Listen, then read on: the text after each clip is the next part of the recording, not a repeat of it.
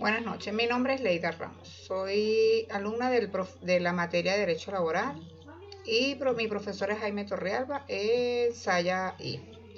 Hoy les voy a hablar sobre el sindicato y el sindicalismo. ¿Qué es el sindicato? Es la asociación de personas morales físicas que tiene por objeto la representación y la defensa de sus intereses comunes. El sindicalismo es un movimiento o corriente de organizaciones de diversas categorías socioprofesionales que por lo general tienen como función y objetivo la defensa de los intereses económicos de sus miembros. Vamos a hablar un poco del origen del sindicato. Esto se convirtió de acuerdo a un movimiento obrero organizado en Gran Bretaña y Francia durante el siglo XVIII y principios del siglo XIX, extendiéndose con gran rapidez por todo el mundo, en España y Latinoamérica. Con gran rapidez por todo el mundo. Fue en España y Latinoamérica. Aparecen las primeras organizaciones de trabajadores a medida del siglo XIX. También tenemos el origen del sindicalismo. El sindicalismo se origina con la revolución industrial en el último tercio del siglo XVIII, dando lugar a que la máquina sustituya al trabajador manual, cuando la fábrica ocupa el lugar de taller, cuando la gran industria suplanta a la economía del artesanado y a la producción de mercado local.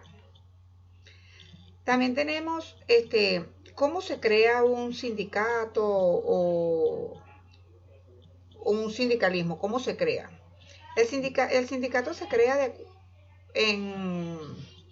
diversas formas. Se efectúa ante un ministro de fe. Se constituye una reunión, se constituye reuniendo el número de trabajadores exigidos por la ley. También según una votación, y la votación es secreta. También tiene sus estatutos y se eligen los directivos. Se levantan un acta con todos los datos señalados. ¿Cuál es su característica del sindicato? Finalidad esencialmente económica. Ello significa que la organización sindical representa, defiende y promueve aspiraciones e intereses orientados a satisfacer necesidades materiales. Ámbito laboral. Lo propio del sindicato es reunir a trabajadores, o sea, a quienes tienen intereses comunes de carácter económico derivados de las relaciones de trabajo. También dan los servicios de un interés privado compatible con interés público, el poder, las representaciones. El poder está fundado en la mayor cantidad posible de socios que es la base de su financiamiento. También podemos hablar un poco sobre el tipo de sindicato. Sindicato de trabajadores eventuales, de interempresas, de empresas, de trabajadores independientes, de trabajadores de industria y de oficio. También podemos hablar un poco cómo se disuelve un sindicato. Según el artículo 459 de la Ley Orgánica del Trabajo, son causas para disolver los sindicatos, la carencia de alguno de los requisitos señalados en la ley para su constitución, las consagradas en los estatutos, en los sindicatos de empresa, la extinción de esta y el acuerdo de los dos de terceras partes de los miembros que asisten a la asamblea convocada por los sindicalistas. También vamos a hablar un poco de la importancia de un sindicato. Los sindicatos representan a los trabajadores en el ejercicio de los derechos emanados de su contrato de trabajo, ya sea individual o colectivo. Prestar ayuda a sus asociados, promover las cooperaciones mutuas entre ellos, promover el mejoramiento del nivel del empleo, canalizar inquietudes y necesidades de integración respecto a la empresa y de sus trabajadores, etc. También tenemos condiciones del sindicato. ¿Cuáles son las condiciones? No comercializar con fines de lucro. No pueden formar parte del sindicato los menores de 14 años. No intervienen en asuntos religiosos. Sus estatutos deben cumplir con los requisitos planteados por la ley.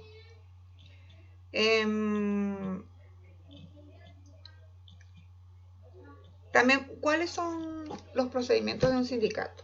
Se debe depositar en la inspectora del trabajo respectivo el acta original de la constitución del sindicato y 2 copias de sus estatutos certificados por el ministro de Defensa actuante. Además, deben comunicar la constitución del sindicato al empleador, informando la fecha de formación, nombre del sindicato y detalles de la directiva. El depósito debe realizar dentro de los 15 días contados desde la fecha de la apertura. Objetivos de un sindicato: mejorar las condiciones del trabajador, salario justo, implica estabilidad para todas las personas, la permanente democratización, mejoramiento de las reivindicaciones sociales y económicas. También tenemos las clases de sindicato: capitalismo y clasista. Hay 2 tipos, capitalismo y clasista. Los capitalismos agrupan la mayoría de los llamados sindicatos patronalíticos que hoy se arriman a las políticas neoliberales del capitalismo actual y se agrupan en la CSI. El clasista siguen firmemente unidos alrededor de la FSM, defendiendo el antiimperialismo y la integración latinoamericana alrededor de las ideas del socialismo. También tenemos cuáles son los principales sindicatos: libre, independiente, participativo, realista, democrático, solidario, responsable y notorio. También tenemos aquí tipo de sindicatos: sindicalismo revolucionario, sindicalismo reformista, sindicalismo del Estado, sindicalismo cristiano y sindicalismo comunista. Características del sindicalismo. El sindicalismo, pasó del sindicato de oficio al sindicalismo general. Pasó del sindicato de oficio al sindicato general. Desarrolla con más o menos fuerza de sindicatos de trabajadores no cuantificados y de sindicatos que admiten a mujeres o propiamente a sindicatos feministas. Aumento del grado de comunicación entre los sindicatos, defensa de las reformas graduales, necesidades de la actuación del Estado en el terreno, interés por acrecentar la responsabilidad y normalidad de la clase obrera. Importancia del sindicalismo: cierta distancia del trabajo manual, posibilidades de liberar a la madre y a los hijos del trabajo fuera del hogar, ingresos estables por encima del nivel de subsistencia que permiten planificar la vida con cierta seguridad. Prohibiciones de los sindicatos. Los sindicatos no podrán ejecutar actos tendientes o menoscabar derechos constitucionales y legales, especialmente los de la libertad individual y de la libertad de trabajo. Realizar acciones que atenten contra la libertad sindical o entorpezcan la negociación colectiva y su procedimiento, lo que se considera práctica desleal. Ahora vamos a pasar a hablar sobre los convenios colectivos. Las convenciones colectivas de trabajadores es aquella que se celebra entre uno o varios sindicatos o federaciones o confederaciones sindicales de trabajadores de una parte y uno o varios patrones o sindicatos o asociaciones de patronos de la otra, para establecer las condiciones conforme a las cuales se debe prestar el trabajo y los derechos y obligaciones. Tiene cuerpo de contrato y alma de ley. Lo que indica que en cuanto a los requisitos y sus negociaciones, capacidades, consentimientos, formas, etc., no se distingue el contrato común, pero sus efectos son similares a los de la ley. A partir del día y hora que se ha presentado un proyecto de convención colectiva ante la Inspectoría del Trabajo, ninguno de los trabajadores interesados podrá ser despedido, trasladado, suspendido o desmejorado en sus condiciones de trabajo. Convenciones de acuerdo de trabajo en Venezuela. En el artículo 345, convenciones colectivas del sector público, se encuentran vencidas. Presentación del proyecto, procedimiento. El sindicato que solicita celebrar una convención colectiva presentando el proyecto de inspección del trabajo transcribirá al patrono dicho proyecto presentado, haya o no habido presentación prevista en los artículos anteriores. El sindicato o el patrono, conjunta o separadamente, podrán solicitar que la discusión de un proyecto de convención colectiva se efectúe en presencia de un funcionario del trabajo. Reuniones normativas laborales. Las reuniones normativas laborales es una de las formas de celebrar una convención colectiva. Se convoca a reuniones entre uno o varios sindicatos de trabajadores y uno o varios sindicatos de patronos, con la finalidad de mejorar las condiciones de prestación del servicio en una misma rama de actividades. Los requisitos para realizar la convocatoria de la Ley Orgánica del Trabajo, en el artículo 454, para que sea de la convocatoria a la reunión normativa laboral, se deben cumplir las siguientes condiciones: que los patronos y las patronas soliciten representen la mayoría en la rama de las actividades de que se traten en escalas locales. Laxo para la convocatoria. El Ministerio del Poder Popular, con competencia en materia de traspaso y seguridad social, en un término de 30 días continuos se deben hacer las convocatorias. Convocatoria de la Ley Orgánica del Trabajo.